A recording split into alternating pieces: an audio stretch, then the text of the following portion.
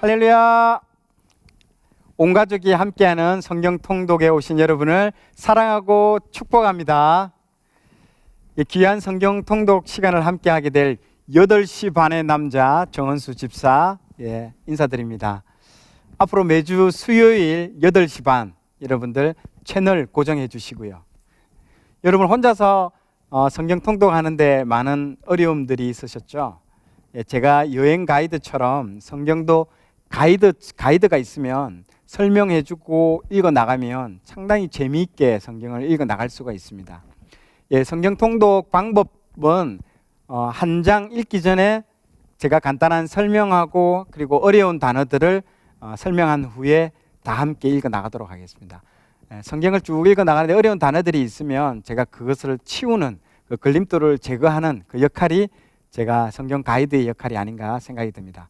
그래서 온 가족, 부모와 자녀 세대가 함께 성경을 읽을 수 있도록 드라마 바이블을 통독을 mp3 파일을 이용해서 아마 저희들이 같이 한번 읽어 나가도록 할 계획입니다. 그리고 통독 책은 다윗과 그리고 사무엘, 한나의 이야기들이 가득 찬 사무엘서를 저희들이 준비를 했습니다. 아마 부모와 자녀 세대가 함께 읽어 나가기에는 가장 좋은 책이 사무엘서가 아닌가 생각이 듭니다. 그래서 제가 추천을 했고요. 자, 지금부터 사무엘서를 직접 읽어 나가도록 하겠습니다. 사무엘상입니다. 사무엘상은 왕정시대가 열리는 시대이기 때문에 지금 보시는 그림과 같이 왕관이 나오고 있습니다.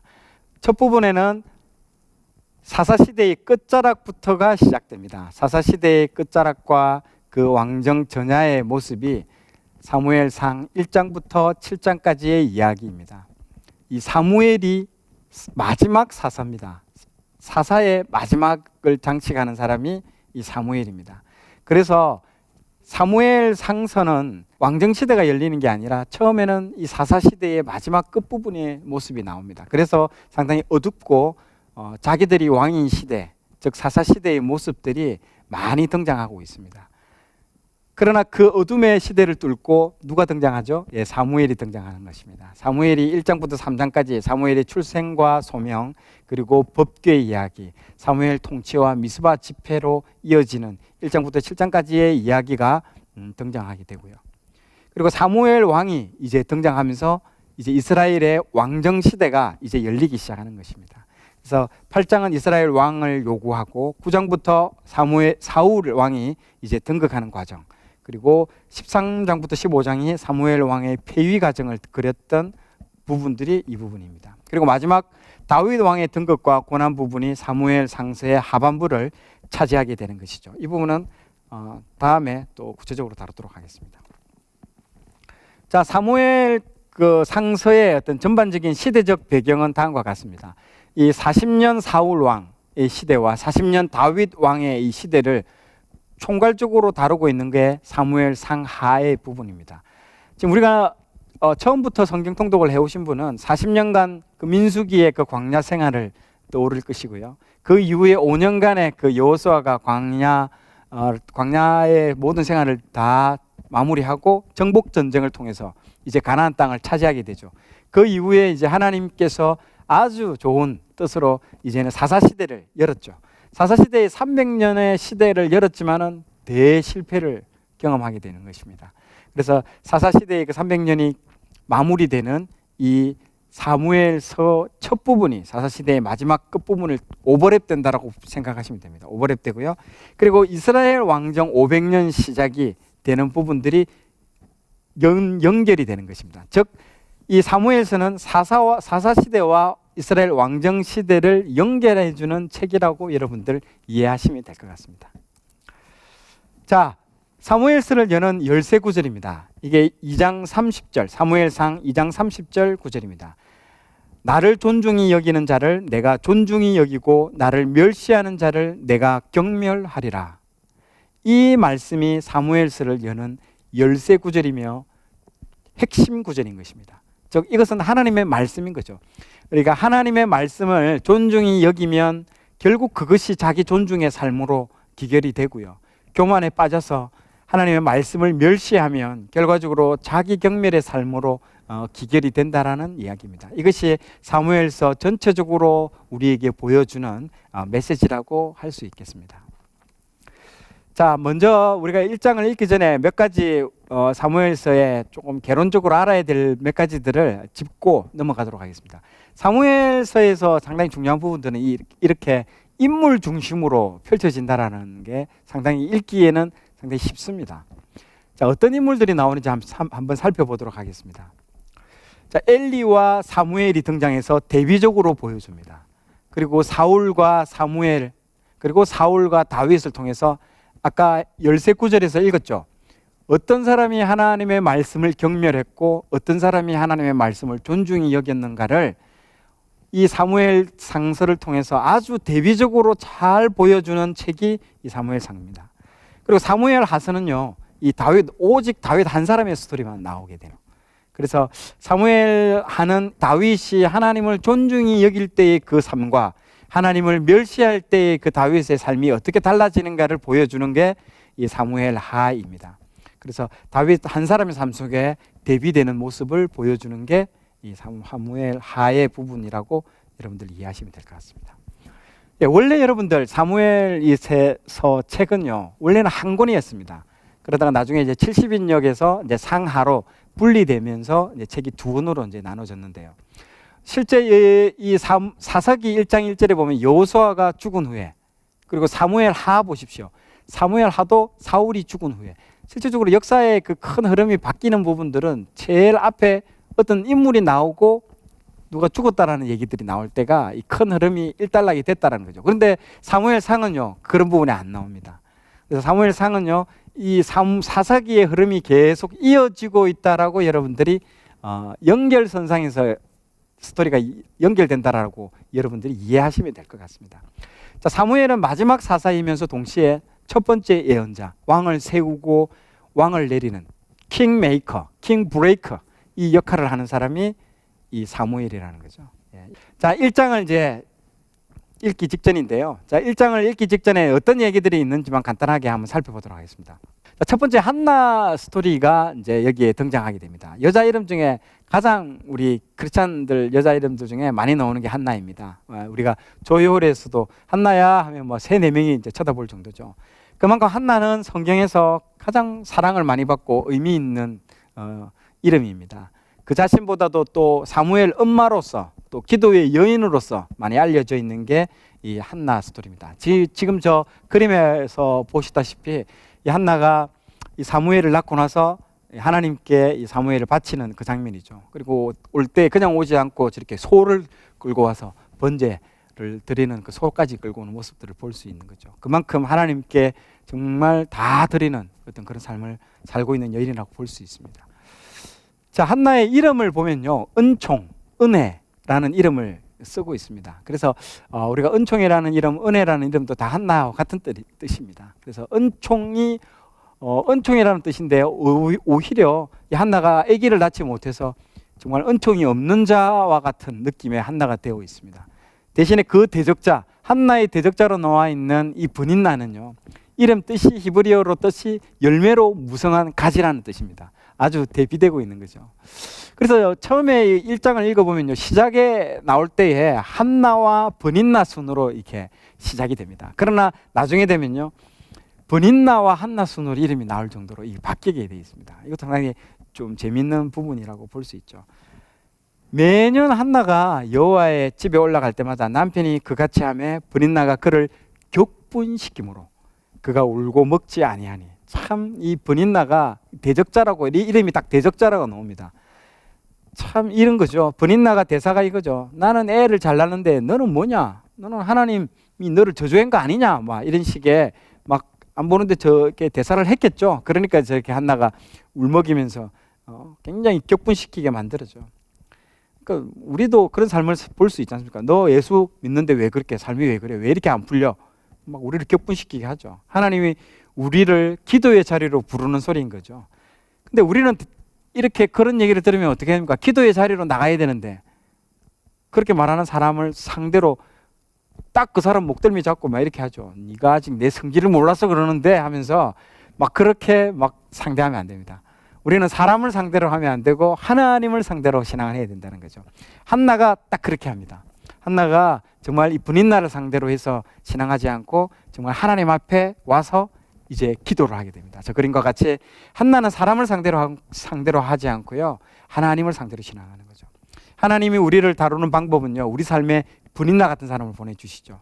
자녀 문제, 돈 문제, 정말 이런 사람 문제로 인해 가지고 정말 간절할 때에 정말 하나님을 찾게 되는 것입니다. 그 외에 부분에 있어서는요, 우리가 하나님을 찾는 척하는 부분들이 대부분 많죠. 정말 절박하면 하나님을 절박하게 찾을 수밖에 없습니다. 이 한나처럼.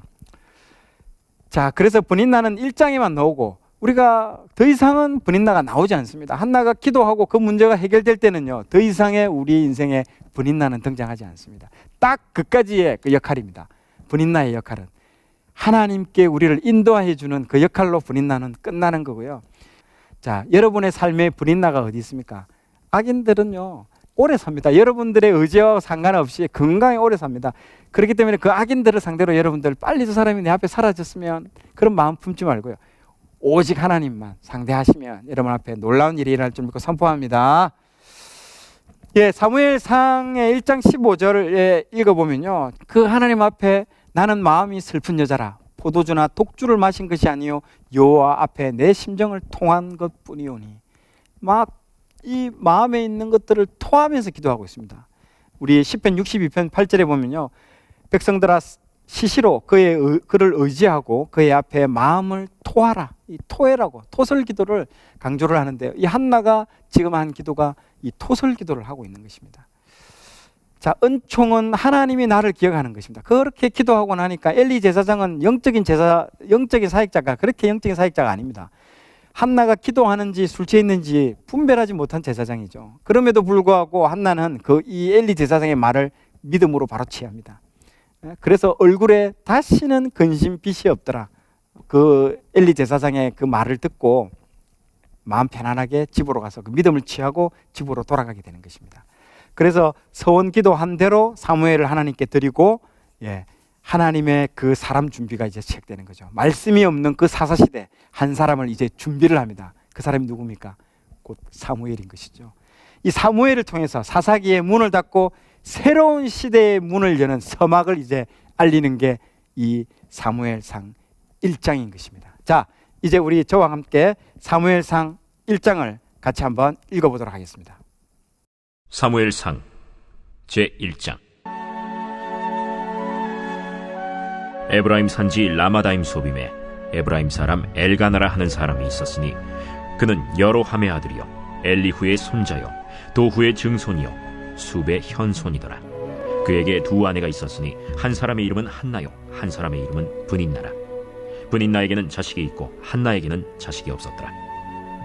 이 사람이 매년 자기 성읍에서 나와서 실로에 올라가서 만군의 여호와께 예배하며 제사를 드렸는데 엘리의 두 아들 홈니와 비느하스가 여호와의 제사장으로 거기에 있었더라. 엘가나가 제사를 드리는 날에는 제물의 분깃을 그의 아내 분인나와 그의 모든 자녀에게 주고 한나에게는 갑절을 주니 이는 그를 사랑함이라. 그러나 여호와께서 그에게 임신하지 못하게 하시니 여호와께서 그에게 임신하지 못하게 하심으로 그의 적수인 분인나가 그를 심히 격분하게 하여 괴롭게 하더라. 매년 한나가 여호와의 집에 올라갈 때마다 남편이 그같이 하매 분인나가 그를 격분시키므로 그가 울고 먹지 아니하니 그의 남편 엘가나가 그에게 이르되 한나여, 어찌하여 울며 어찌하여 먹지 아니하며 어찌하여 그대의 마음이 슬프냐? 내가 그대에게 10아들보다 낫지 아니하냐? 그들이 실로에서 먹고 마신 후에 한나가 일어나니 그때 제사장 엘리는 여호와의 전 문설주 곁 의자에 앉아 있었더라. 한나가 마음이 괴로워서 여호와께 기도하고 통곡하며 서원하여 이르되 만군의 여호와여, 만일 주의 여종의 고통을 돌보시고 나를 기억하사 주의 여종을 잊지 아니하시고 주의 여종에게 아들을 주시면 내가 그의 평생에 그를 여호와께 들고 삭도를 그의 머리에 대지 아니하겠나이다.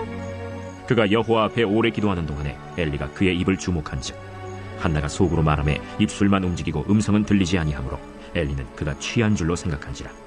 엘리가 그에게 이르되 네가 언제까지 취하여 있겠느냐? 포도주를 끊으라. 내 주여, 그렇지 아니하니이다.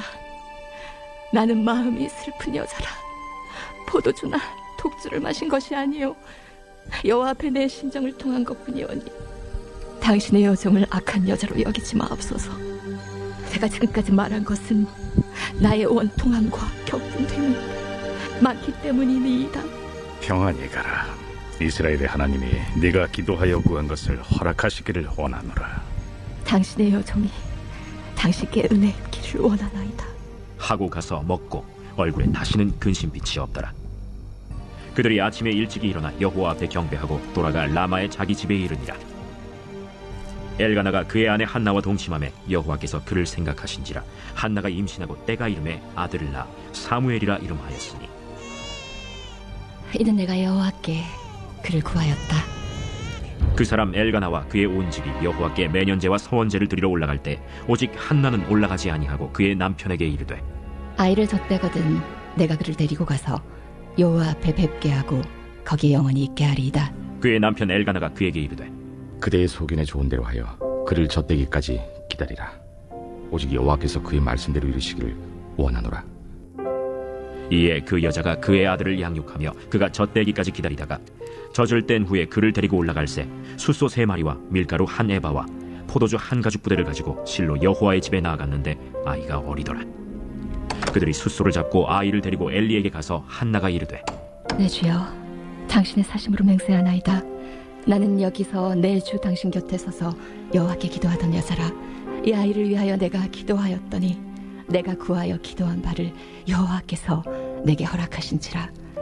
그러므로 나도 그를 여호와께 드리되 그의 평생을 여호와께 드리나이다 하고 그가 거기서 여호와께 경배하니라. 아멘. 예, 1장 걸 지금 다 읽어봤는데요. 여러분들 1장 그 3절에 보시면 그 실로라고 나옵니다. 이 실로. 이제 이 지역을 한번 짚고 넘어가야 되는데요.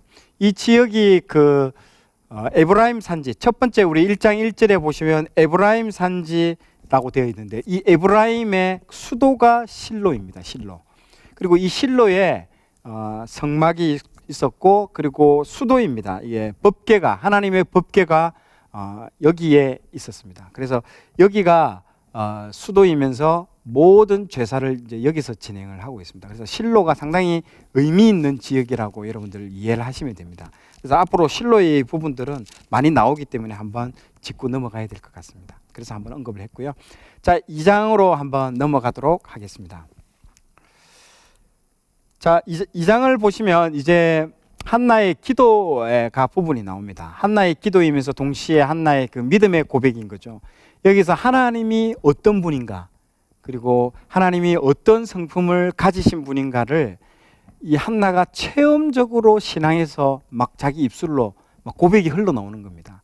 그래서 특별히 그 중에서도 이제 사무엘상 2장 8절 가난한 자를 진토에서 일으키시며 빈궁한 자를 거름더미에서 올리사 기족들과 함께 앉게 하시며 영광의 자리를 차지하게 하시는도다. 땅의 기둥들은 여호와의 것이라. 여호와께서 세계를 그것들 위에 세우셨도다. 나중에 그 에스더에서도 이걸 한번 언급을 하지 않습니까? 가난한 자를 진토에서 일으키시고 빈궁한 자를 거름더미에서 올리사 기족들과 함께 앉게 하신다. 이 말, 이게 딱 지금 한나의 고백인 것이죠. 한나의 그 어떤 경험에 한나가 그 억울함들을 하나님께서 모든 억울함들을 다 풀어주신 그 부분에 대해서 체험적으로 나온 어떤 신앙 고백이라고 할 수 있겠습니다.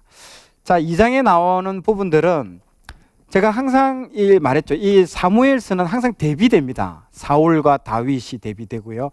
그리고 엘리와 사무엘이 대비되고, 그리고 엘리의 아들들과 사무엘이 대비되는 것처럼 지금 2장에 보면 이 엘리의 두 아들들의 그 나쁜 행실들이 나옵니다. 타락된 행동들이 나오고 그에 반해서 이 사무엘의 그 하나님을 존중히 여기는 그런 행동들이 나오거든요. 그래서 이 사무엘서 2장은요, 이 엘리의 두 아들과 사무엘의 그 행동에 비교되는 부분들을 여러분들이 주목해서 보시면 아마 재미있을 것 같습니다. 자, 한번 읽어보도록 하겠습니다. 제2장.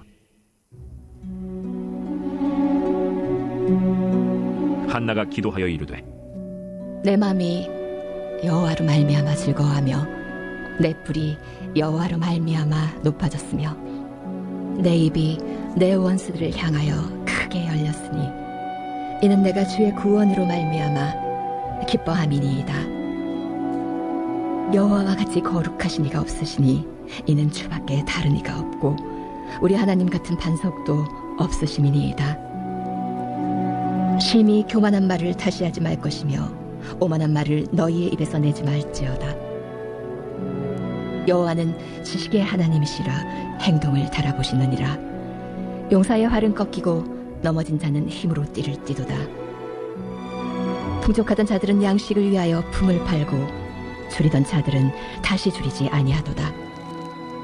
전에 임신하지 못하던 자는 7을 낳았고 많은 자녀를 둔 자는 쇠약하도다.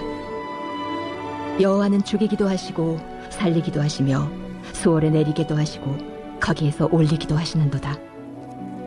여호와는 가난하게도 하시고 부하게도 하시며 낮추기도 하시고 높이기도 하시는도다. 가난한 자를 진토에서 일으키시며 빈궁한 자를 거름더미에서 올리사 귀족들과 함께 앉게 하시며 영광의 자리를 차지하게 하시는도다.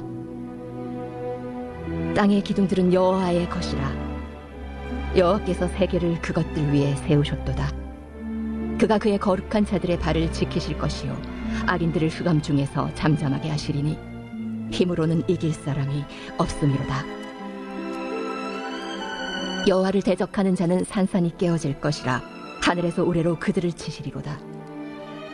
여호와께서 땅끝까지 심판을 내리시고 자기 왕에게 힘을 주시며 자기의 기름 부음을 받은 자의 뿔을 높이시리로다.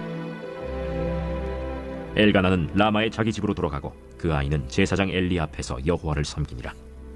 엘리의 아들들은 행실이 나빠 여호와를 알지 못하더라.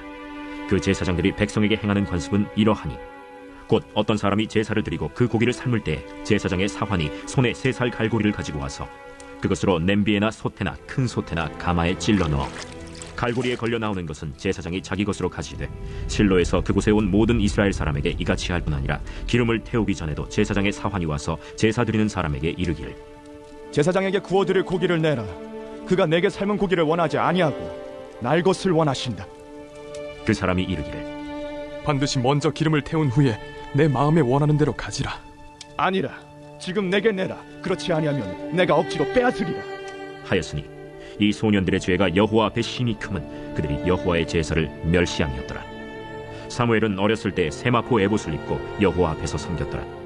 그의 어머니가 매년 드리는 제사를 드리러 그의 남편과 함께 올라갈 때마다 작은 겉옷을 지어다가 그에게 주었더니 엘리가 엘가나와 그의 아내에게 축복하여 이르되 여호와께서 이 여인으로 말미암아 내게 다른 후사를 주사 네가 여호와께 간구하여 얻어바친 아들을 대신하게 하시기를 원하노라 하였더니 그들이 자기 집으로 돌아가매 여호와께서 한나를 돌보시사 그로 하여금 임신하여 3 아들과 2 딸을 낳게 하셨고 아이 사무엘은 여호와 앞에서 자라니라. 엘리가 매우 늙었더니 그의 아들들이 온 이스라엘에게 행한 모든 일과 회막문에서 수종드는 여인들과 동침하였음을 듣고 그들에게 이르되 너희가 어찌하여 이런 일을 하느냐 내가 너희의 악행을 이 모든 백성에게서 듣노라 내 아들들아 그리하지 말라 내게 들리는 소문이 좋지 아니하니라 너희가 여호와의 백성으로 범죄하게 하는도다 사람이 사람에게 범죄하면 하나님이 심판하시려니와 만일 사람이 여호와께 범죄하면 누가 그를 위하여 간구하겠느냐 하되 그들이 자기 아버지의 말을 듣지 아니하였으니 이는 여호와께서 그들을 죽이기로 뜻하셨습니다. 아이 사무엘이 점점 자라매 여호와와 사람들에게 은총을 더욱 받더라. 하나님의 사람이 엘리에게 와서 그에게 이르되 여호와의 말씀에 너희 조상의 집이 애굽에서 바로의 집에 속하였을 때에 내가 그들에게 나타나지 아니하였느냐? 이스라엘 모든 지파 중에서 내가 그를 택하여 내 제사장으로 삼아 그가 내 제단에 올라 분향하며 내 앞에서 에봇을 입게 하지 아니하였느냐? 이스라엘 자손이 드리는 모든 화제를 내가 내 조상의 집에 주지 아니하였느냐? 너희는 어찌하여 내가 내 처소에서 명령한 내 제물과 예물을 밟으며 내 아들들을 나보다 더 중히 여겨 내 백성 이스라엘이 드리는 가장 좋은 것으로 너희들을 살지게 하느냐? 그러므로 이스라엘의 하나님 나 여호와가 말하노라. 내가 전에 내 집과 내 조상의 집이 내 앞에 영원히 행하리라 하였으나 이제 나 여호와가 말하노니 결단코 그렇게 하지 아니하리라. 나를 존중히 여기는 자를 내가 존중히 여기고 나를 멸시하는 자를 내가 경멸하리라. 보라, 내가 내 팔과 내 조상의 집 팔을 끊어 내 집에 노인이 하나도 없게 하는 날이 이를지라. 이스라엘에게 모든 복을 내리는 중에 너는 내 처소의 환난을 볼 것이요 내 집에 영원토록 노인이 없을 것이며 내 제단에서 내가 끊어버리지 아니할 내 사람이 내 눈을 세잔하게 하고 내 마음을 슬프게 할 것이요 내 집에서 출산되는 모든 자가 젊어서 죽으리라. 내 두 아들 홈니와 비느하스가 한날에 죽으리니 그 둘이 당할 그 일이 내게 표징이 되리라. 내가 나를 위하여 충실한 제사장을 일으키리니 그 사람은 내 마음 내 뜻대로 행할 것이라. 내가 그를 위하여 견고한 집을 세우리니 그가 나의 기름 부음을 받은 자 앞에서 영구히 행하리라. 그리고 내 집에 남은 사람이 각기 와서 은 한 조각과 떡 한 덩이를 위하여 그에게 엎드려 이르되 청하노니 내게 제사장의 직분 하나를 맡겨 내게 떡 조각을 먹게 하소서 하리라 하셨다. 하니라. 아멘. 자, 그 사무엘상 2장을 여러분 다 읽으셨는데요. 지금 방금 제가 아까 서두에서 얘기했다시피 그 비교를 해서 보여줍니다. 즉 이 사무엘과 그 엘리의 두 아들과의 어떤 관계를 통해서 결국에는 그 엘리의 두 아들 그 때문에 그 엘리 집안 자체가 하나님께 27절부터 2장 27절부터 쭉 나오는 게 저주를 이제 받게 되는 것입니다. 그래서 항상 이 사무엘서는요 대비되는 부분들, 하나님을 존중히 여기는 자, 즉 2장 30절에서 2장 30절 하반부에서 나오는 내가 존중히 여기는 자를 내가 존중히 여기겠고 나를 멸시하는 자를 내가 경멸하리라. 이 부분들이 사무엘서 전체를 관통하고 있습니다. 나중에 심지어는 사무엘 하 다윗의 부분에 있어서도 다윗이 하나님을 존중히 여기는 그때에는 다윗도 하나님이 존중히 여기고 축복을 받지만 다윗이 나중에 바세바라든지 이런 또 어떤 죄악 가운데 있을 때는 하나님이 그 이후에 계속 어떤 그 힘든 일들을 겪게 되는 부분들을 계속 보여주고 있습니다. 한 사람의 인생 가운데서도 보여주고 있는 것이죠. 자, 3장 이제 읽기 전에 한번 보도록 하겠습니다. 3장은 이제 1장부터 7장까지의 어떤 부분들이 사사 시대의 말 배경을 하고 있습니다. 그래서 지금 방금 읽었던 그 엘리의 그 두 아들과 그리고 엘리 제사장의 어떤 영적으로 어떤 무지한 부분들, 이런 부분들이 계속 사사 시대 말에 사람들이 어떠했는지를 계속 알려주고 있습니다. 사람들이 자기 소견에 옳은 대로 막 행했던 영적으로 도덕적으로 어둠이 깊은 시기였습니다. 그래서 하나님이 대화하고 싶어도 대화할 사람이 없는 거예요.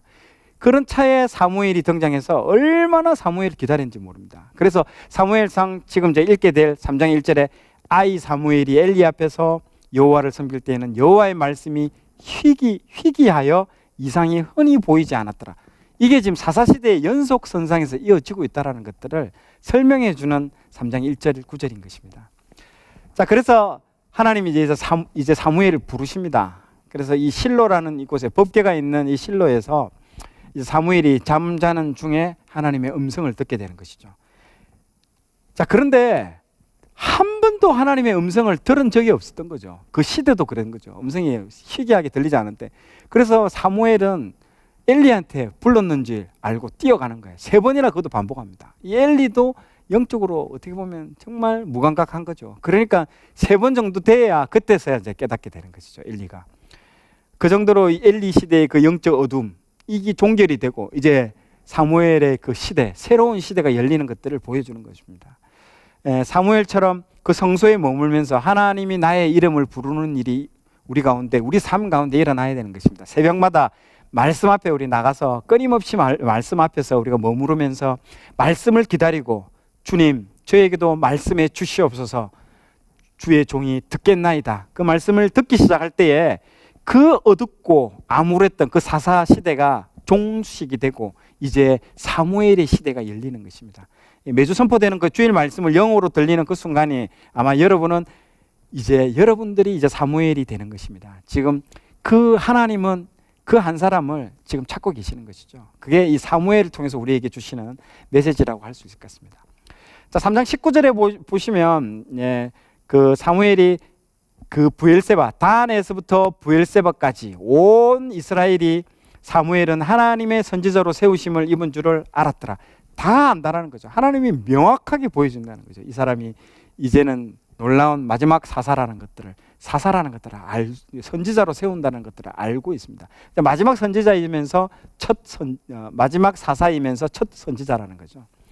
자, 그래서 다한에서 브엘세바가 이 북쪽 끝에서 남쪽 끝까지입니다. 우리로 치면 할라에서 백두까지라고 이제 이해하시면 됩니다. 지명이 이렇게 나옵니다. 실로가 딱 우리로 치면 충청도죠. 딱 그 허리 부분이 딱 있는 것입니다. 중앙에 딱 있는 거죠. 예, 그렇게 여러분들 지도를 보시면 이해하면 될 것 같습니다.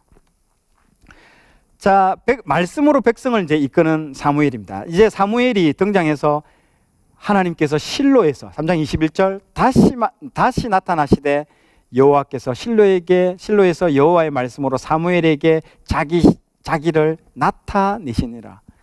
이제 자기를 나타내는 하나님의 자기가 얼마나 하나님이 이 때를 기다렸겠습니까? 이 300년의 사사시대를 종식하면서 300년간을 기다렸다는 거죠. 감격의 순간인 거죠. 그 300년의 사사시대와 영적 불임의 긴 터널을 뚫고 하나님 자신을 드러내고 말씀하는 시대가 개막됐다는 거죠. 자, 보십시오. 영적인 그 산출물이 나오지 않는, 열매가 나오지 않는 영적 불임의 시대인 거죠. 그래서 이 사사기의 맨 마지막이 뭘로 끝납니까? 그 삼손의 엄마가 결국에 삼손을 낳지 못하는 영적 불임으로 시작되고 있지 않습니까?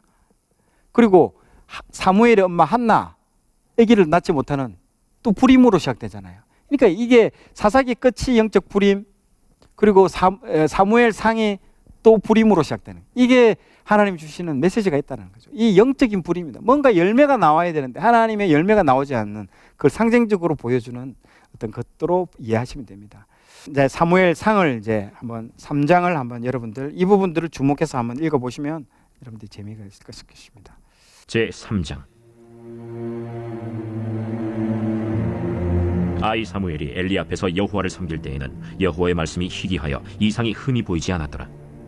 엘리의 눈이 점점 어두워가서 잘 보지 못하는 그때에 그가 자기 처소에 누웠고 하나님의 등불은 아직 꺼지지 아니하였으며 사무엘은 하나님의 궤에 있는 여호와의 전 안에 누웠더니 여호와께서 사무엘을 부르시는지라.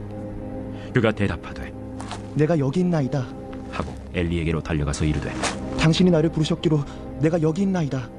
나는 부르지 아니하였으니 다시 누우라 하는지라. 그가 가서 누웠더니 여호와께서 다시 사무엘을 부르시는지라.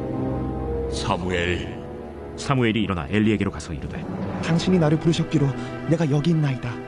내 아들아, 내가 부르지 아니하였으니 다시 누우라 하니라. 사무엘이 아직 여호와를 알지 못하고 여호와의 말씀도 아직 그에게 나타나지 아니한 때라 여호와께서 세 번째 사무엘을 부르시는지라. 그가 일어나 엘리에게로 가서 이르되 당신이 나를 부르셨기로 내가 여기 있나이다 하니 엘리가 여호와께서 이 아이를 부르신 줄을 깨닫고 엘리가 사무엘에게 이르되 가서 누웠다가 그가 너를 부르시거든 네가 말하기를 여호와여 말씀하옵소서 주의 종이 듣겠나이다 하라 하니 이에 사무엘이 가서 자기 처소에 누우니라. 여호와께서 임하여 서서 전과 같이 사무엘아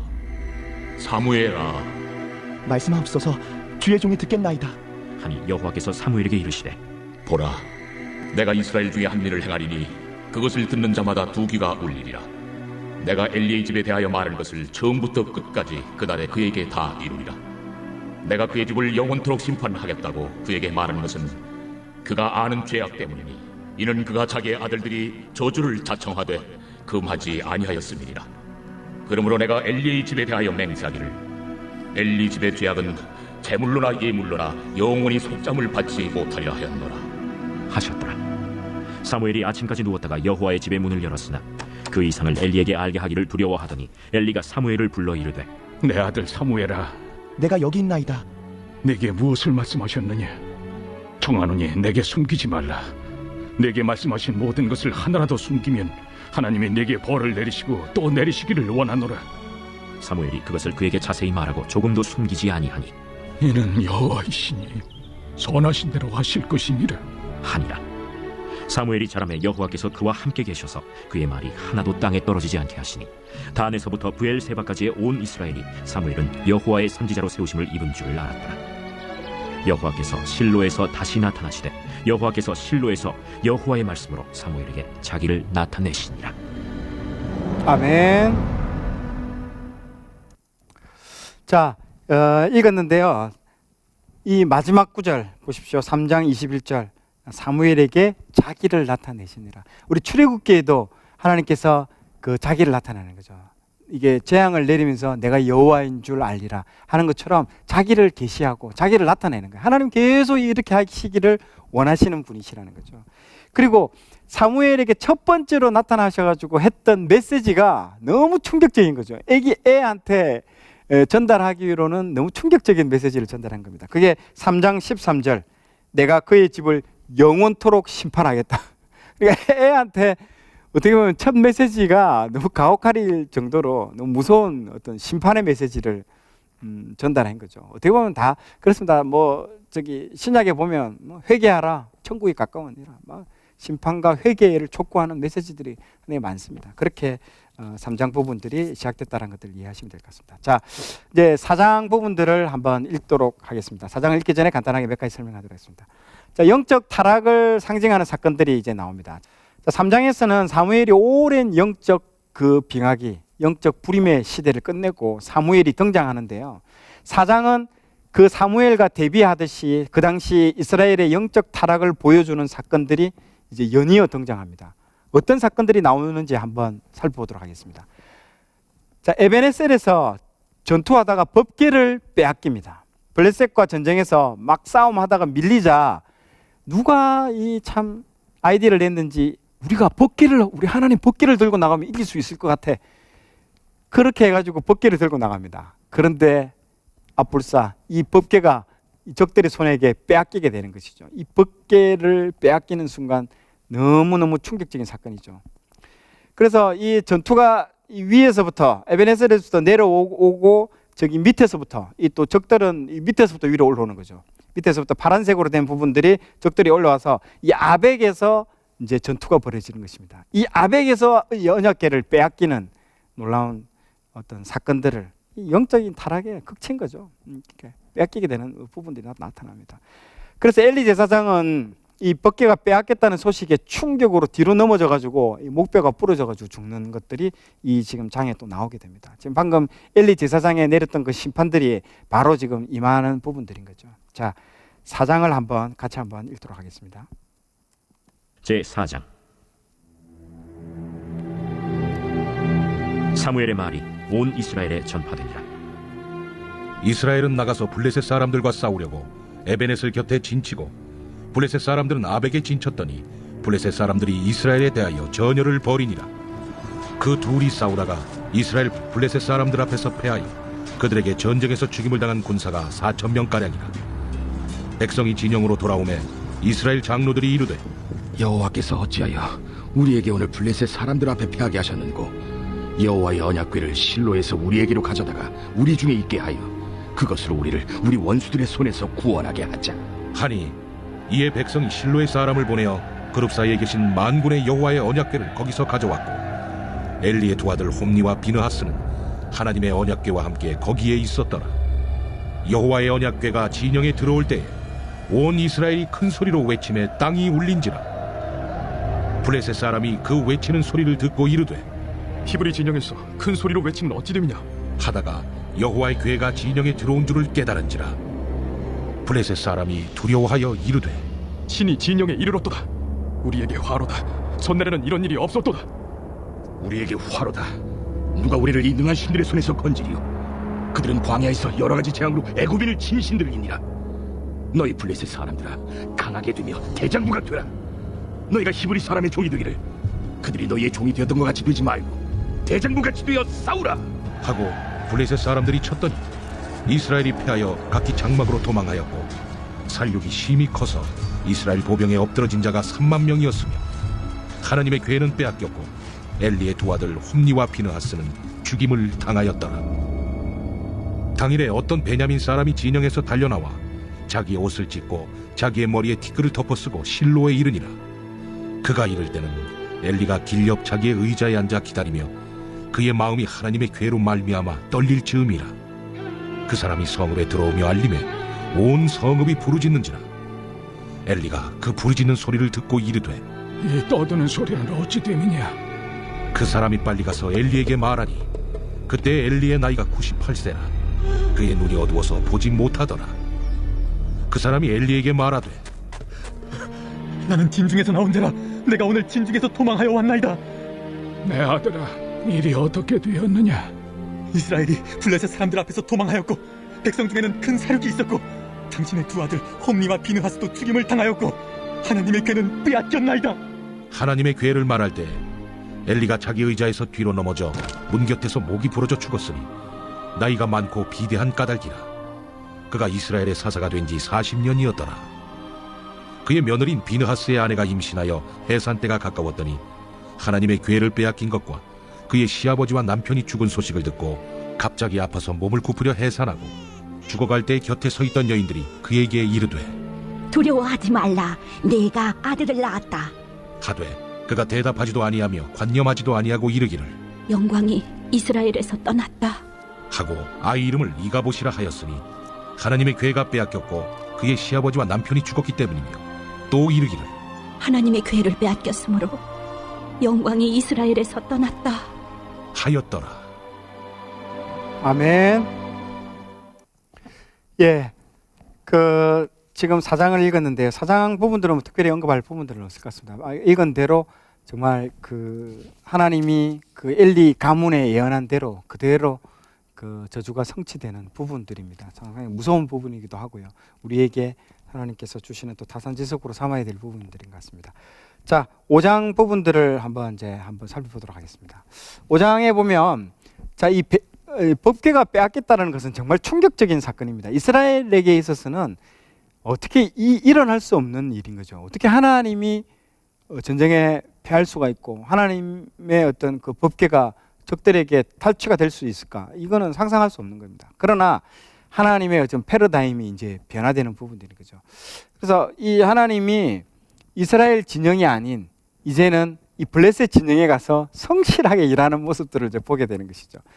그래서 지금 이 지도를 여러분들 보시면 실로에서 이 법궤를 들고 나가가지고 맨 상단 부분에 실로라고 적혀져 있는 부분이 있죠. 실로에서 들고 나가서 이 에벤에셀에 가서 에벤에셀에서 전투 중에 이 아벡에서 이 법궤를 빼앗기게 됩니다. 아벡 전투에서. 그리고 어디까지 갖고 내려오냐면 저기 서쪽 중간 부분 아스돗, 이 아스돗에 이 하나님의 법궤가 오게 됩니다. 여기서 이제 다곤의 신상이 이제 무릎을 꿇고 부서지는 사건이 있습니다. 그래서 놀래서 이 블레셋 사람들이 이 법궤를 가드 쪽으로 옮겨버립니다. 이 가드에 옮기니까 가드에는 온갖 독종들이 막 발발하게 되는 거죠. 그래서 더 놀래가지고 이 에그론으로 또 옮기게 됩니다. 소에 실어가지고 옮기게 되고 또 여기서도 막 또 소동이 일어나니까 이 베세메스까지 이동하게 되고 이렇게 완전 초토화됩니다. 이 블레셋 땅 자체가 하나님이 정말 그쪽에서 성실하게 일하시면서 정말 소동이 막 일어납니다. 그런 부분들이 여기 4장부터 7장까지 이 언약궤에 이동되는 부분들을 통해서 여러분들을 아실 수 있을 것입니다. 그래서 지금 보고 있는 이 우상 신이 이 블레셋의 최고의 신입니다.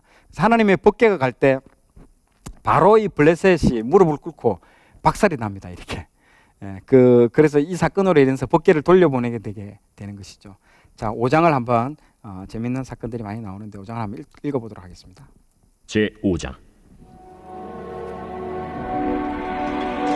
블레셋 사람들이 하나님의 궤를 빼앗아가지고 에벤에셀에서부터 아스돗에 이르니라.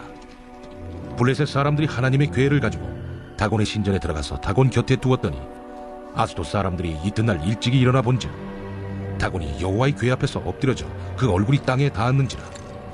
그들이 다곤을 일으켜 다시 그 자리에 세웠더니 그 이튿날 아침에 그들이 일찍이 일어나 본즉 다곤이 여호와의 궤 앞에서 또다시 엎드려져 얼굴이 땅에 닿았고 그 머리와 두 손목은 끊어져 문지방에 있고 다곤의 몸뚱이만 남았더라. 그러므로 다곤의 제사장들이나 다곤의 신전에 들어가는 자는 오늘까지 아스돗에 있는 다곤의 문지방을 밟지 아니하더라. 여호와의 손이 아스돗 사람에게 엄중히 더하사 독한 종기의 재앙으로 아스돗과 그 지역을 쳐서 망하게 하니 아스돗 사람들이 이를 보고 이르되 이스라엘 신의 궤를 우리와 함께 있지 못하게 할지라 그의 손이 우리와 우리 신 다곤을 친다 하고 이에 사람을 보내어 블레셋 사람들의 모든 방백을 모으고 이르되 우리가 이스라엘 신의 궤를 어찌하랴? 그들이 대답하되 이스라엘 신의 궤를 가드로 옮겨가라. 이스라엘 신의 궤를 옮겨갔더니 그것을 옮겨간 후에 여호와의 손이 심히 큰 환난을 그 성읍에 더하사 성읍 사람들의 작은 자와 큰 자를 다 쳐서 독한 종기가 나게 하신지라. 이에 그들이 하나님의 궤를 에그론으로 보내니라. 하나님의 궤가 에그론에 이른즉 에그론 사람이 부르짖어 이르되 그들이 이스라엘 신의 궤를 우리에게로 가져다가 우리와 우리 백성을 죽이려 한다 하고 이에 사람을 보내어 블레셋 모든 방백을 모으고 이르되 이스라엘 신의 궤를 보내어 그 있던 곳으로 돌아가게 하고 우리와 우리 백성이 죽임당함을 면하게 하자. 이는 온 성읍이 사망의 환난을 당함이라. 거기서 하나님의 손이 엄중하심으로 죽지 아니한 사람들은 독한 종기로 치심을 당해 성읍의 부르짖음이 하늘에 사무쳤더라. 아멘. 자, 5장에서는 이제 큰 소동이 일어나죠. 이제 하나님이 블레셋에 가서 그게 초토화시켜 버립니다. 정말 이것을 통해서 하나님은 어디 한 장소, 뭐 법궤가 그 하나님의 성막이라든지 어느 한 일정한 공간에 머무시는 분이 아니시라는 것을 지금 깨달아야 됩니다. 이게 패러다임이 이제 변환됩니다. 나중에 솔로몬이 하나님의 성전을 짓기도 하고 그러는데요.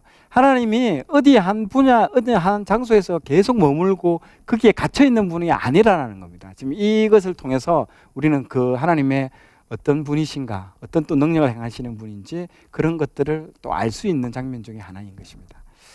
자, 6장 부분들을 한번 보도록 하겠습니다. 6장 부분들을 보면 이제 그 하나님의 법궤가 이동하는 부분들이 나옵니다. 이제 이동을 하는데요. 베세메스 그 두 암소가 이 법궤를 싣고 옵니다. 원래 이 법궤는요, 이런 식으로 이동할 수 없게 되어 있습니다. 우리가 레위기라든지 이런 하나님의 율법 책에 보면 어떻게 되어 있습니까? 이 법궤는 어떻게 이동하게끔 되어 있냐면요. 정확하게 레위 고핫 자손이라고 나옵니다. 레위 지파의 그 고핫 자손, 다른 자손들은 안 됩니다. 고핫 자손들이 직접 이렇게 언약궤를 메고 어깨에다가 메어야 됩니다. 사람이 직접 어깨에 메고 이동을 해야 됩니다. 저렇게 소를 통해서 소에 싣고 이동을 할 수가 없는 거죠. 그러다가 나중에 한 명이 이제 죽게 되는 경우도 나중에 발생하게 되죠. 이제 하나님의 그 매뉴얼대로, 하나님의 하라면 하라는 대로 해야 되는 것입니다. 그래서 이런 부분들을 전혀 모르고 있다는 거죠. 전혀 율법도 모르고 지금 막 그렇게 진행되고 있는 것입니다. 나중에 보면 6장 19절에 보면요, 베세메스 사람들이 또 이 여호와 궤 안쪽을 들여다보는 또 사건들이 있습니다. 들여다보는 순간 5만 70명을 하나님이 바로 쳐버리십니다. 그래서 죽게 되고, 그래서 큰 살육으로 인해서 백성들이 크게 울었다라 나옵니다. 이제 이것을 이제 영화해서 인디애나 존스 3에 보면 이 언약궤를 들여다보는 장면들이 나오는 건데요. 스티븐 스필버그가 유대인입니다. 그래서 이런 장면들을 요 사무엘상 6장 19절을 어떻게 보면 영감을 얻어서 만든 장면이 저 장면이라고 보시면 될 것 같습니다. 자, 이 법궤의 의미가 아까도 얘기했죠. 하나님의 그 이동식으로 법궤는 이동식으로 제작했고, 이스라엘 백성이 가는 곳에 하나님의 임재가 상징한다는 것들을 상징하고 있습니다. 하나님은 성전 안에 갇혀 있고 머무는 분이 아니라는 거죠. 그리고 법궤는 이 알라딘의 램프처럼 막 들고 나가서 막 자기들이 마음껏 자기들 소원함을 자기가 원하는 대로 이루어지는 그런 이 법궤가 아니라는 것들을 이번 이 장에서 통해서 알게 된 것이죠. 예. 자, 사무엘상 6장을 같이 한번 읽어보도록 하겠습니다. 제 6장.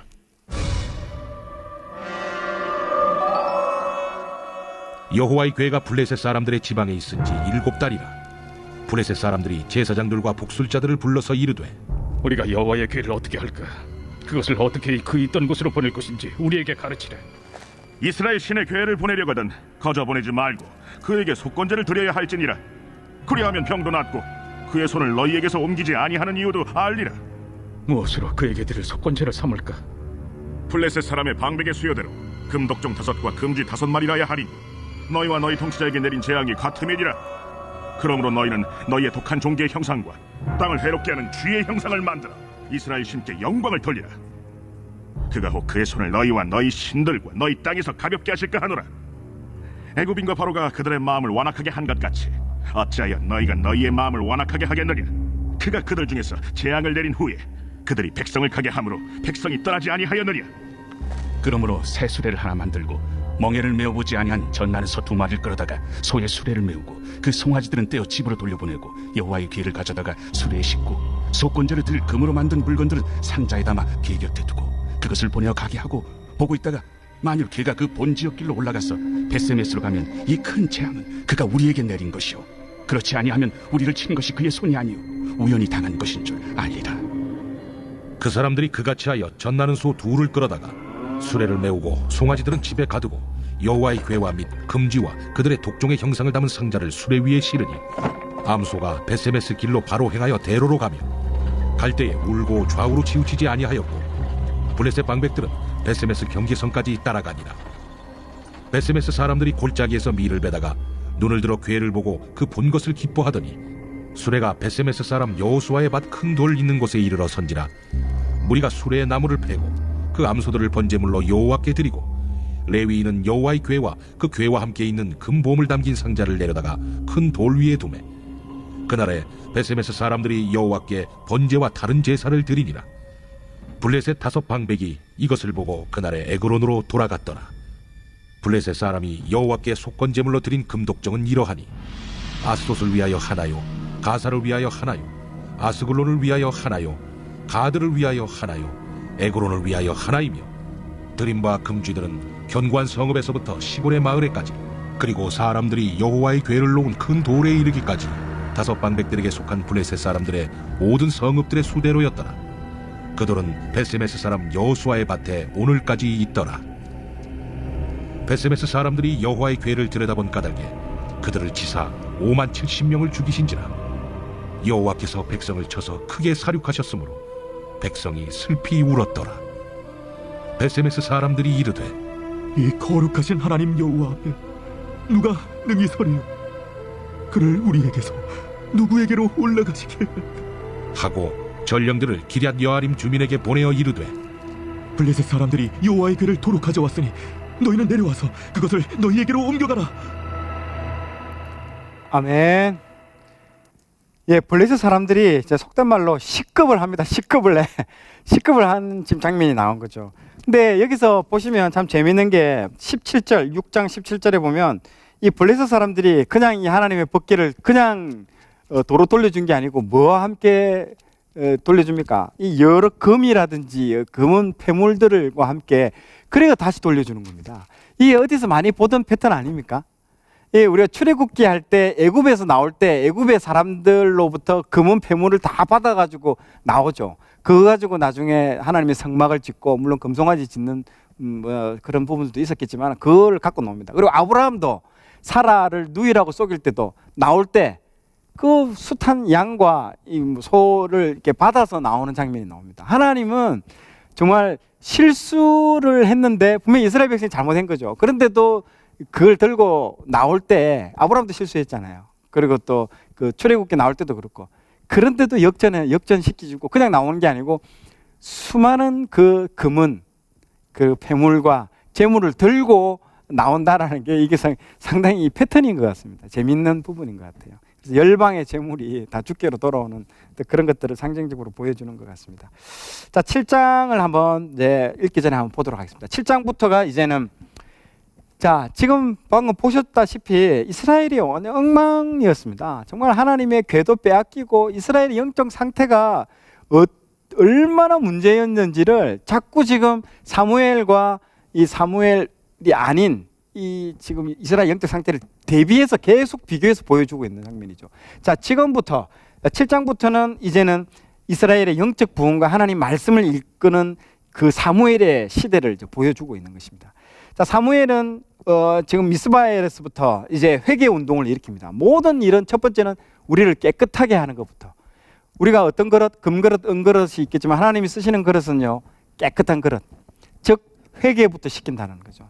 그래서 미스바에 모여서 정말 이 사무엘이 회개를 시킵니다. 그래서 첫 번째 이 미스바에서 모여서 회개 운동을 시키고 그 다음부터 이제 움직이게 되는 것이죠. 순회를 하면서 사무엘이 함께 하게 됩니다. 자, 미스바 구국 기도 성회라는 말이 있죠. 이때는 어떤 상태입니까? 지금 이스라엘이 법궤도 빼앗기고 최악의 상황입니다. 지금 방금 그 장면 6장에서 우리 읽었던 장면들은 지금 막 저 블레셋에서는 난리가 났지만 이스라엘은 지금 블레셋 안에서 어떤 일이 일어나는지를 지금 전혀 모르고 있는 상태입니다. 그런데 지금 이스라엘에서는 법궤도 빼앗긴 정말 침울한 상태죠. 그래서 야, 우리가 이러다가 우리 모두 다 죽는다. 다 모여라. 그래서 사무엘이 다 집기를 다 시켰습니다. 그래서 거기서부터 이제는 기도하기 시작한 것이죠. 미스바에서부터 회개 기도하는 거죠. 하나님 우리를 용서해 주시옵소서. 이제 대각성의 운동이 일어납니다. 그래서 사무엘상 7장 5절 6절에 보면 내가 너희를 위하여 여호와께 기도하리라 하며 그들이 미스바에 모여 물을 길어 여호와 앞에 붓고 그날 종일 금식하고 거기에서 이르되 우리가 여호와께 범죄하였나이다 하니라. 사무엘이 미스바에서 이스라엘 자손을 다스리니라. 이제는 본격적으로 사무엘이 다스리는 시대에 들어갔다는 거죠. 자, 그러면 기도를 하고 정말 회개 기도하면 하나님이 용서해주고 좋은 일이 있어야 되는데 이게 무슨 일입니까? 이게 무슨 난리입니까? 블레셋이 총공격을 하고 치들어옵니다. 왜? 애들이 지금 쫄쫄 굶었죠. 금식했죠. 이스라엘 백성들 금식했죠. 한꺼번에 어디 있습니까? 다 지금 미스바에 모여 있다는 소식을, 첩보원에 의해서 소식을 듣자 이 블레셋들이 잘 됐다. 이번에 온 총공격을 다 합니다. 애들 굶었는데 너희들 힘도 못 쓰겠지 하면서 공격을 하는 거죠. 야, 이게 진짜 하나님 앞에 우리가 금식기도 했는데 이게 무엇입니까? 더 큰 재난이 온 거죠. 더 재앙이 온 것처럼 겉으로는 보입니다. 자, 어떻게 이 문제가 해결됐을까요? 이제는 대처가 달라집니다. 막 이렇게 쳐들어온다면 막 지금 막 벌벌벌 떨고 막 지금 어떻게 해야 될지 막 하나님 벗겨 들고 나가고 그랬잖아요. 아까 이전에 읽을 때는요. 그런데 이스라엘이 기도하고 나서부터 대처가 달라집니다. 7장 8절 이스라엘 자손이 사무엘에게 이르되 당신은 우리를 위하여 우리 하나님 여호와께 쉬지 말고 부르짖으라고 이렇게 백성들이 완전히 달라진 거죠. 우리를 블레셋 사람들의 손에서 구원하시게 하소서 하니 당신은 기도하십시오. 이 사무엘이 그렇게 요청하고 있습니다. 정말 대단하게 바뀐 거죠.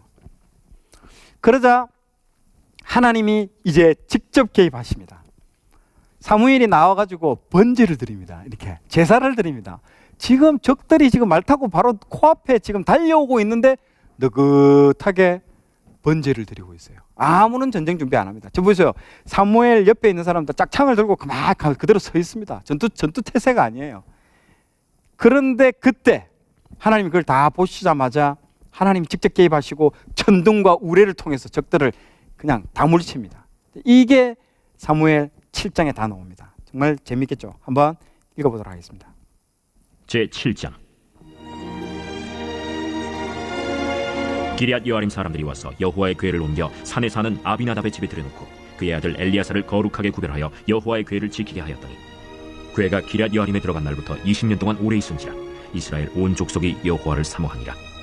사무엘이 이스라엘 온 족속에게 말하여 이르되 만일 너희가 전심으로 여호와께 돌아오려거든 이방 신들과 아스타롯을 너희 중에서 제거하고 너희 마음을 여호와께로 향하여 그만을 섬기라. 그리하면 너희를 블레셋 사람의 손에서 건져내시리라. 이에 이스라엘 자손이 바알들과 아스타롯을 제거하고 여호와만 섬기니라. 사무엘이 이르되 온 이스라엘은 미스바로 모이라. 내가 너희를 위하여 여호와께 기도하리라. 그들이 미스바에 모여 물을 길어 여호와 앞에 붓고 그날 종일 금식하고 거기에서 이르되 우리가 여호와께 범죄하였나이다 하니라. 사무엘이 미스바에서 이스라엘 자손을 다스리니라. 이스라엘 자손이 미스바에 모였다 함을 블레셋 사람들이 듣고 그들의 반백들이 이스라엘을 치러 올라온지라.